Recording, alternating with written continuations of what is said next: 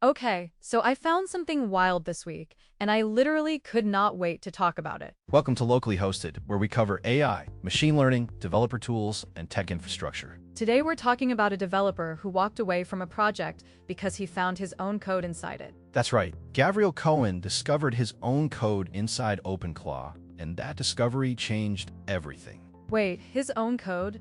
Like he wrote it and forgot about it? Or did someone steal it? It wasn't theft in the traditional sense. It was about attribution, transparency, and the messy reality of open source. So what exactly is OpenClaw, and why does Cohen's discovery matter so much to the industry? OpenClaw is an AI agent framework. Cohen found his previous contributions embedded within it without proper credit or context. That's huge. For developers, that's like building a house and finding out someone else owns the deed. Exactly. It highlights the tension between rapid AI development and the ethical obligations of open source communities. Did Cohen just walk away? That seems drastic. Did he confront them first? He did raise the issue, but the resolution wasn't about fixing a bug. It was about fundamental respect for contributions. So this isn't just about one guy's ego. It's about how we handle code ownership in the age of AI agents. Precisely. As AI agents start generating and integrating code, the lines of authorship are becoming dangerously blurry. Is this a common occurrence? Have other developers faced similar issues with AI-generated projects? Reports are increasing. Developers are finding their work repurposed without attribution in various AI-driven repositories. This feels like a copyright nightmare waiting to happen. Where do we draw the line for AI training data? That's the million-dollar question. Currently, the legal framework is lagging behind the technological reality of these tools. So what's the practical takeaway for developers working with AI tools right now? Document everything. Keep clear records of your contributions. Don't assume good faith in anonymous repositories. That's smart advice. It's like keeping a digital paper trail for your intellectual property. Yes, and be wary of projects that don't clearly state their licensing or attribution policies for third-party code. Does OpenClaw have a response to Cohen's claims?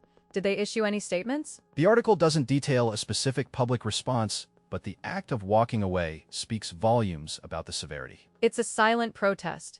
Sometimes the loudest message is just leaving the room. It forces the community to ask hard questions about accountability in the AI agent ecosystem. How does this impact the trust users have in these AI agent frameworks? Should we be worried? Trust is the currency of open source.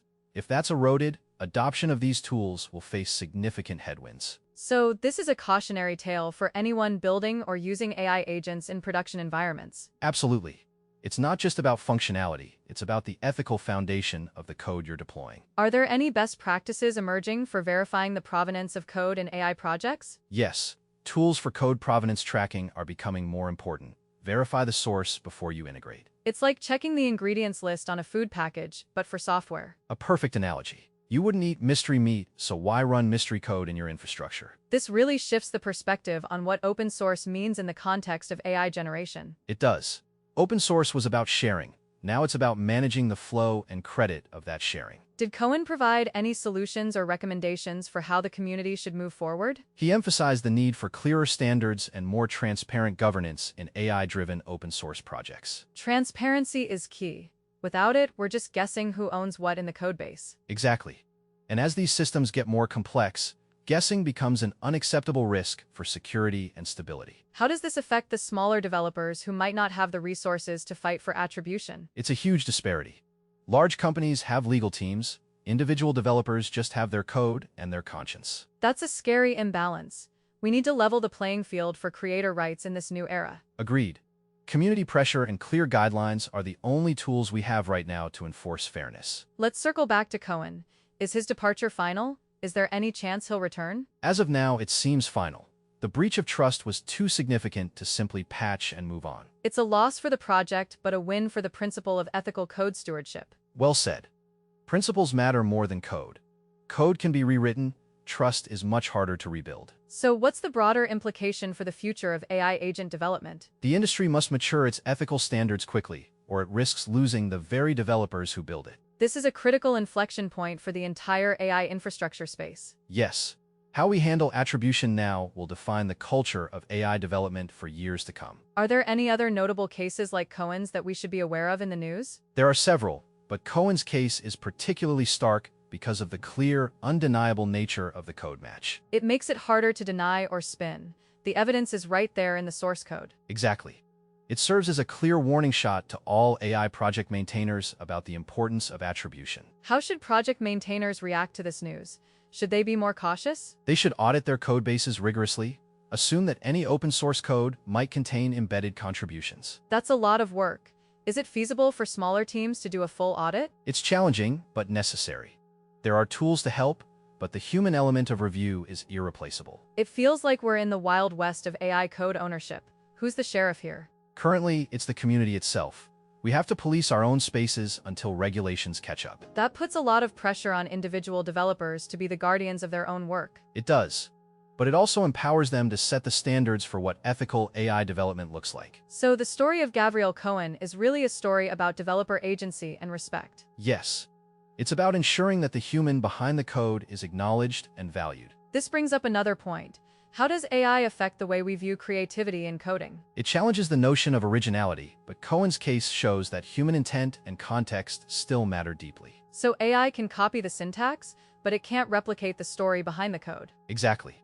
The story is what gives the code its value and its rightful owner. This is getting philosophical. Let's bring it back to the practical side for our listeners. Right. For listeners, the takeaway is, protect your work, verify sources, and demand transparency. And don't be afraid to walk away if your values are compromised. Cohen showed us that. Yes, walking away is a powerful statement. It forces change when words alone fail. This episode really highlights the human side of the AI revolution. It's not just about algorithms. Correct. It's about the people who write, maintain, and trust the systems we build. So what's the final verdict on OpenClaw and the Cohen situation from a technical standpoint? Technically, the code may work, but ethically, the foundation is cracked. That's a risk no project should ignore. A cracked foundation can lead to collapse. It's better to rebuild than to risk a total failure later. Precisely. Integrity is not just a nice-to-have. It's a structural necessity in software engineering. We've covered a lot of ground here, from attribution to ethics to practical advice. Yes, and it's a critical discussion that needs to continue as AI tools become more pervasive. Do you think this will lead to new regulations or just more community guidelines? Likely both. Community pressure often precedes regulatory action. We're seeing the early stages of both. It's exciting and terrifying all at once. The pace of change is incredible. It is. But staying informed, like we are today, is the best defense against the unknown. So what's the one thing you want our listeners to remember about this story? That code has a history, and that history deserves respect. Never underestimate the power of attribution. Respect the source, respect the developer, and respect the code. That's a solid rule to live by. Exactly. It builds a healthier, more sustainable ecosystem for everyone involved in tech. All right, that's all we got this week. If this blew your mind, come back next time. We'll probably break it again. Subscribe to Locally Hosted for more deep dives. Original source is linked in the description. See you next time.